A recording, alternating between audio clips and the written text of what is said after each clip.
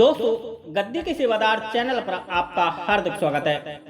आज हम बात करते हैं एक ऐसे विषय पर जो कि बहुत ही गंभीर विषय है कि अकाल मृत्यु से मरा हमारे घर का कोई सदस्य यदि मुक्त ना होकर भयंकर प्रेत बन गया है तो वह हमारे घर परिवार में क्या क्या परेशानियां पैदा करेगा।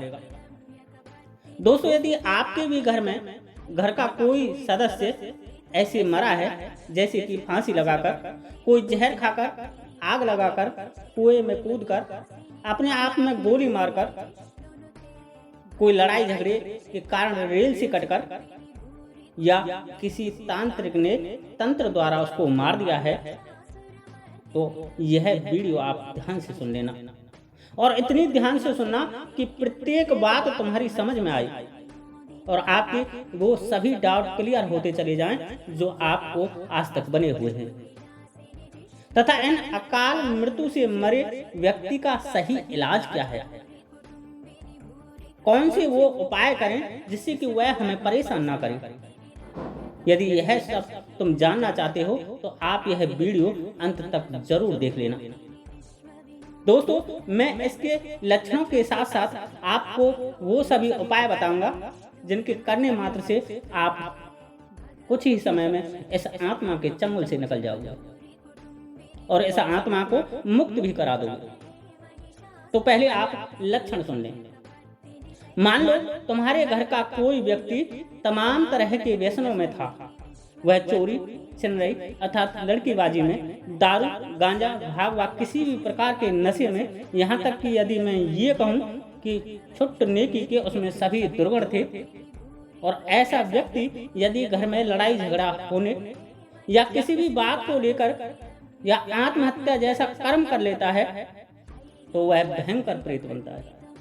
और इतना भयंकर प्रेत बनेगा कि आप तांत्रिक उशानों पर बहे डोलोगे कि किसी ने आपके घर में कुछ करा दिया। लेकिन दोस्तों, तुमको मार रहा वह प्रेत होता है। वही प्रेत, वही आपका घर का वही दुष्ट प्रेत जिसने कि अकाल मृत्यु को प्राप्त हो गया है, जिसने कि आत्महत्या कर खुद ही मौत को गले लगा लिया है। लेकिन दोस्तों, यहाँ बात आती है कि आखिर वह हमें परेशान क्यों करता है। तो आप इसके पीछे का विज्ञान समझिए। दोस्तों, कोई व्यक्ति आत्महत्या जैसे कर्म को तभी करता है जब वह बहुत ज्यादा मानसिक उठक पटक से परेशान था, जब वह कहते हैं कि छाती तक भर गया हो, या फिर उसके दिमाग में कोई ऐसी बात घर कर जाए कि जो निकल नहीं रही है, जो कि उसके लिए असहनीय थी, जिसने कि उसके मन मस्तिष्क को भयंकर रूप से प्रभावित किया हो, जिसने कि ना जाने उसकी कितनी रातों की नींदों को हराम किया, जिसने कि ना जाने उसकी कितनी इच्छाओं व सपनों को खत्म किया। उसने आत्महत्या करने से पहले कितनी बार हर विषय पर, हर बात पर किस किस प्रकार से सोचा होगा। उसने वह कदम उठाने से पहले अपने बीवी, बच्चों व घर परिवार के बारे में अपने भिन्न भिन्न मतों से सोचा होगा। उसने अपने घर के भूत, भविष्य व वर्तमान के बारे में अपने मतानुसार जरूर सोचा होगा। लेकिन बहुत सी बातों ने उसे विवश किया होगा उस निम्न कृत्य को करने के लिए, जो उसकी दृष्टि में भी गलत था, लेकिन उसके अलावा शायद कोई ऑप्शन उसके पास नहीं थी। खैर दोस्तों, कारण जो भी रहा उसके आत्महत्या के पीछे, यह तो उसी को पता है जिसने कि अपने आप मौत को गले लगाया था। पर बात आती है कि वह फिर उन घर वालों और बच्चों को परेशान क्यों करता है। तो दोस्तों, परेशानी का कारण उसकी वो इच्छा है, उसकी वो स्मृतियां हैं जिनके कारण उसने आत्महत्या की। क्योंकि शरीर तो खत्म हो गया, लेकिन उसके आत्मा के अंदर वे सभी बातें अब भी बनी हुई हैं जिनको वह सोचता और करता है। दोस्तों, हमारी आत्मा जो जीवित अवस्था में करती थी वही मरकर करेगी, क्योंकि शरीर बदलता है, आत्मा नहीं। हमारी आत्मा तो वही रहेगी, सिर्फ उसको जन्म दूसरा मिला होता है। अर्थात यदि वह नया जन्म इस पृथ्वी पर लेगी तो उसको शरीर मिलेगा, और ये शरीर उसके कर्मों के अनुसार मिलेगा। उसने कर्म पशु जैसे किए हैं या उसकी आसक्ति का माध्यम पशु रहे हैं तो उसको पशु योनि मिल जाएगी, और यदि उसने मानव जैसे कृत्य किए हैं तो वह फिर से मनुष्य योनि को धारण कर लेगा। और दोस्तों एक बात मेरी ध्यान रखना, वह यह है कि व्यक्ति इस मनुष्य योनि में ही इस आत्मा में फेर बदल कर सकता है। इस आत्मा को सुधारा जा सकता है। इस मनुष्य योनि में ही उस आत्मा को बार बार के जन्म लेने से मुक्त किया जा सकता है।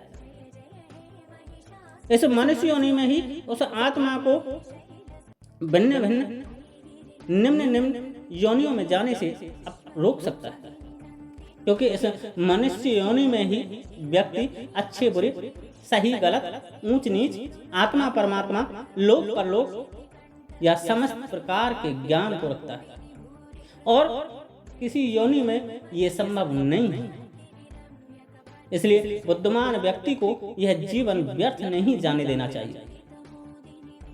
उनको वह कार्य करने चाहिए जो उनके पूर्वजों को प्रसन्नता प्रदान करे और उनके मृत पूर्वजों की मुक्ति का द्वार खोले। किंतु बात आती है कि अकाल मृत्यु से मृत व्यक्ति हमें परेशान कैसे कैसे करता है। आप ध्यान से सुने।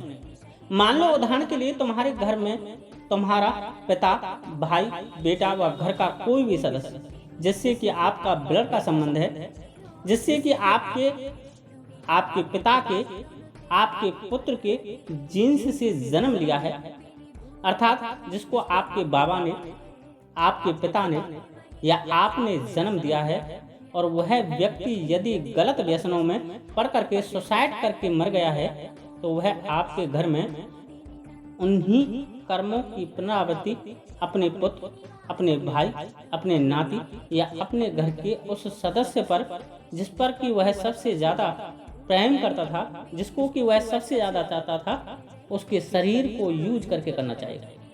उदाहरण के लिए मान लो किसी का पिता दारू पीता था, गलत कर्म करता था, घर में दारू पी करके लड़ाई झगड़ा मारपीट करता था, लड़ाई में घर के बर्तन भाड़ों को उठा करके फेंक देता था, गंदी गाली गलौज करता था, पर स्त्रियों के चक्कर में लगा रहता था, तमाम तरह के नशे करता था। अब यदि वह सुसाइड करके मर गया है तो अपने किसी बेटे पर या नाती के शरीर में घुस करके उन सभी कर्मों व व्यसनों को भोगने की कोशिश करेगा।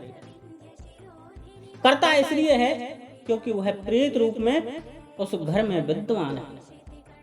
उसकी आत्मा प्रेत रूप में उस घर में रह रही है, और प्रेत रूपी आत्मा उन्हीं कर्मों को करना चाहती है जो कि वह जीवित काल में करती थी, और इन सब का कारण है उसके वो विचार जिनको लेकर वह मरी है। दोस्तों ये विचार ही उस आत्मा को मरने के बाद वो सब करवाते हैं जिनमें वह आसक्त थी। इसलिए आपने देखा होगा कि जिस घर में कोई दारू पीता था और यदि वह मर गया है तो उस घर में ऑटोमेटिकली कोई ना कोई दारू पीने लग जाता है। वहीं यदि आपके पिता दादा में धर्म, पुण्य, त्याग, तपस्या, भजन के प्रति रुचि रही थी और वो स्वर्ग सुधार गए हैं तो आप में भी कहीं ना कहीं धर्म, पुण्य, त्याग, तपस्या व भजन के प्रति रुचि बनी रहेगी। ये मेरा दावा है। आपके किसी घर के सदस्य में व्यसन व गलत कर्मों के प्रति आसक्ति थी तो आप में भी उसके दुर्गुण जरूर आएंगे, ये मेरी गारंटी है। किंतु बात आती है कि फिर इनसे बचा कैसे जाए। तो दोस्तों इसका सबसे जो सुगम मार्ग है वह है उस आत्मा के विचारों को बदला जाए, और यह बहुत ही सुगम व सरल है, लेकिन हम ठीक इसका उल्टा करते हैं। जब हमारे घर में वह आत्मा भयंकर रूप धारण करके तांडव करती है तो हम उस आत्मा की शांति ना करा करके उसे तांत्रिक भक्तों पर छिड़वाते डोलते हैं।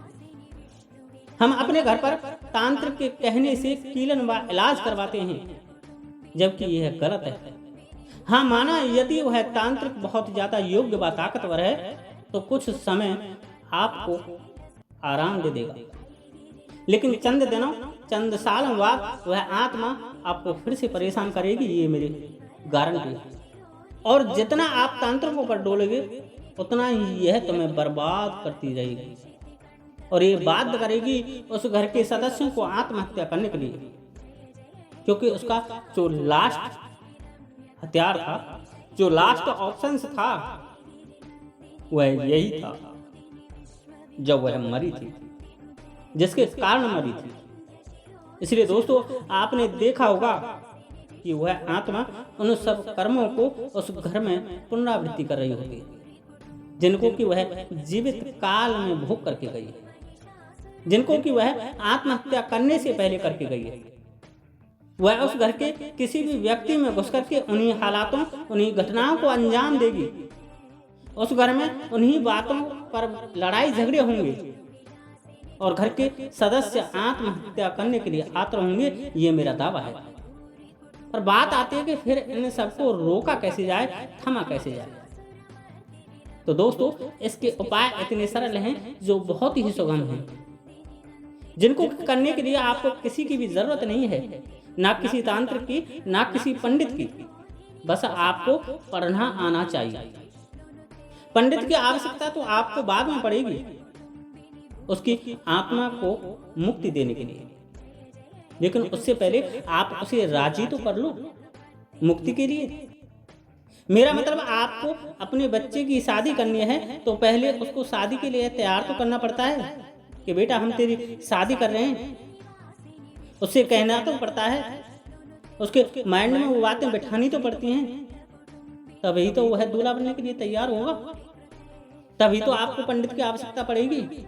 उसी तरह पहले उस आत्मा को राजी तो कर लो, उसे उसके बुरे कर्म छोड़ने के लिए समझाओ तो सही। उसके मन में ये विचार तो डालो कि जो तुमने कर्म किए जीवित काल में और आज कर रही हो वो सब पाप है। उसे अच्छे बुरे का ज्ञान तो दो, और जब आप उसको रोज अच्छे बुरे का ज्ञान दोगे तो वह एक ना एक दिन समझेगा जरूर। ये ठीक वैसे ही है जब आपको आपकी माँ आपके बचपन में मम्मी पापा, चाचा ताऊ, भाई बहन, चंदा सूरज, खाना पीना, सब्जी रोटी आदि का ज्ञान करा देती थी।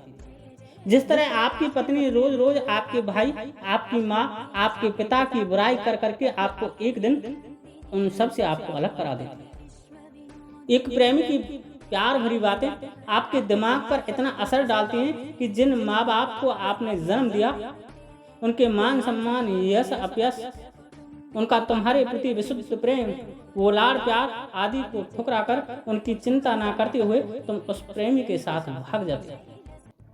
यह सब उन विचारों से ही तो हुआ। तो क्यों ना ऐसे ही विचार उस आत्मा को दें। जब विचारों से सभी में परिवर्तित किया जा सकता है, जब सभी को बदला जा सकता है, तो उस दुष्ट आत्मा को अच्छे विचार देकर के बदला जा सकता है। जब डाकू बने वाल्मीकि जी को अच्छे बुरे का ज्ञान देकर संत बनने व दुनिया का सबसे सुंदर महाकाव्य रामायण लिखने के लिए प्रेरित किया जा सकता है, तो क्या आप उस आत्मा को अच्छे बुरे का ज्ञान नहीं दे सकते? दोस्तों, आप उस आत्मा को अच्छा ज्ञान देकर अच्छा बनने के लिए प्रेरित कर सकते, और उस आत्मा को सुधरने का यही एक मार्ग है और कोई दूसरा नहीं है। आप उसके कितनी भी श्राद्ध कर्म, त्रिपिंडी श्राद्ध, नारायण बलि करा लो, कुछ भी होने वाला नहीं। दोस्तों, एक दिन में किसी को सुधारा नहीं जा सकता। दोस्तों, विषय विकारों में तृप्त आत्मा को धीरे धीरे ज्ञान देकर के सुधारा जा सकता है।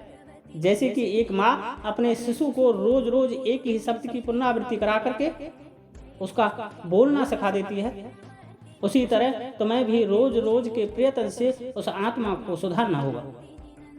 तुम अपने घर में उस पाठ पूजा को महत्व दो जो उसके विचारों पर प्रभाव डाले, उसके चरित्र को सुधारे, उसे बताए कि ये कर्म करने की ये सजा है और इस बुरे कर्म करने की ये सजा है।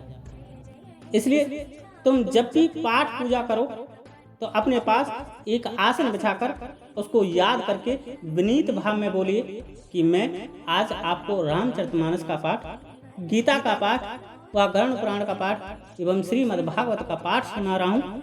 आप सुने, ये मेरी हाथ जोड़ करके आपसे विनती है।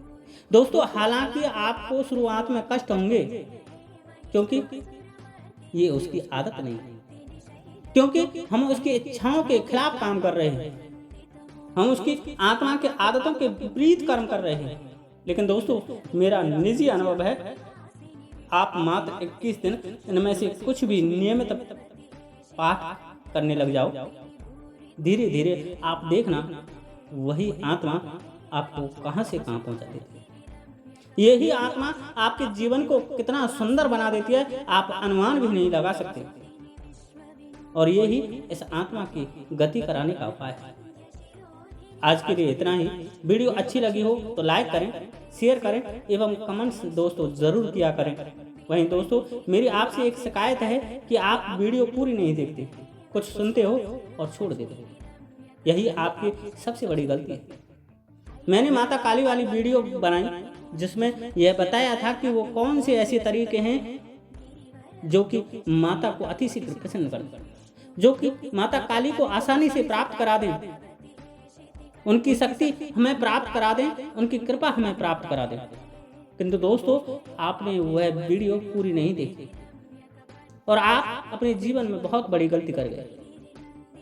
आप साधना, सिद्धि, भक्ति, शक्ति, सवारी सब कुछ प्राप्त करना चाहते हो, लेकिन उस रास्ते को नहीं जानना चाहते जो सुगम है, जो सही तरह से आपको आपकी मंजिल तक पहुंचा दे। क्योंकि कारण है दोस्तों कि आपको शॉर्टकट लेने की आदत है। आप उन्हीं वीडियो को देखते हो जिन पर लिखा होता है कि मात्र 11 दिन में, मात्र 1 दिन में, मात्र 2 घंटे में ये सिद्ध करो, वो सिद्ध करो, रातों रात करोड़पति बन जाओ, जो कि फिजूल की बात है। अच्छा, पता तुम्हें भी है, ज्ञान तुम्हें भी है, किंतु तुम्हारी शॉर्टकट लेने की आदत है, इसलिए आप ऐसी वीडियो देखते हो। कोई तुम्हें सही रास्ता दिखा रहा है, आप उस रास्ते को अपनाना ही नहीं चाह रहे। दोस्तों, यदि आप वाकई में कोई साधना, सिद्धि करके शक्ति व सवारी प्राप्त करना चाहते हो तो मेरी वह वाली वीडियो आप जरूर देख लें। आपको माता काली का परम ज्ञान प्राप्त हो जाएगा और बहुत सारी गुप्त बातें आपको माता काली के बारे में पता चल जाएंगी। वहीं आपको ये वीडियो कैसी लगी, इस वीडियो के बारे में कमेंट्स के माध्यम से जरूर बताना। आज के लिए इतना ही। जय श्री राधे, जय श्री कृष्णा, जय माता की, जय गद्दी के सेवादार की।